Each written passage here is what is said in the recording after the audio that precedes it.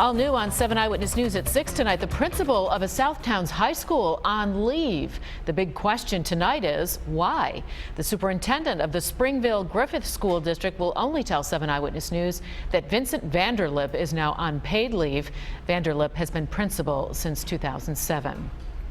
The man who killed 2 people outside the Kingsmen motorcycle club in North Tonawanda sentenced today in Niagara County. Prosecutors say the victims here shot execution style. 7 Eyewitness News reporter Ed Riley live outside the courthouse in Lockport tonight with more. Ed. Well, Joanna, Kingsmen Motorcycle Club member Andre Jenkins from Florida will now spend the rest of his life behind bars. This after a very emotional afternoon here in Niagara County Court, where victims' families told the court that Jenkins was an animal, the devil, and no brother to anyone in the motorcycle club.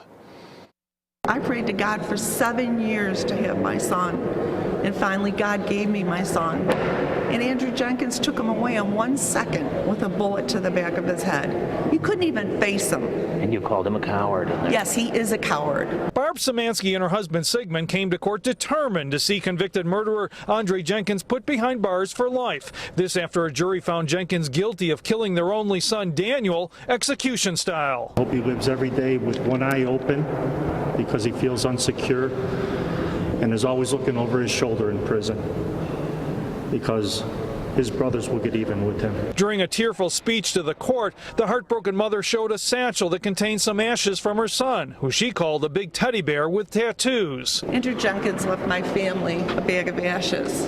This is DJ in here. In September 2014, prosecutors say Andre Jenkins, a member of the Kingsmen Motorcycle Club, drove from Florida to North Tonawanda to carry out a hit on both Szymanski and fellow Kingsmen member Paul Mao from Buffalo. Niagara County Judge Sarah Sheldon said it was the strongest circumstantial case she has seen, but it was key testimony from a woman who was riding with Jenkins that allowed police to find the murder weapon that was discarded along Route 219. But she was willing to testify to put this animal, this murderer, in jail. Before sentencing, Jenkins gave a long speech proclaiming his innocence and saying prosecutors were influenced by Hollywood stereotypes of motorcycle clubs. But prosecutor Doreen Hoffman called the crimes horrific, heinous, and senseless, and asked the judge to send a message that if you come here to commit these types of crimes, that you will stand alone to answer for them.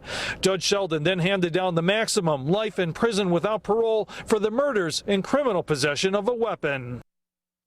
Now, Andre Jenkins also had some unkind things to say about his defense team during the sentencing, but regardless, his defense attorney says he is looking at the possibility of filing an appeal. Now, Paul Mao's family left court without making any comment. Live in Lockport, Ed Riley, 7 Eyewitness News.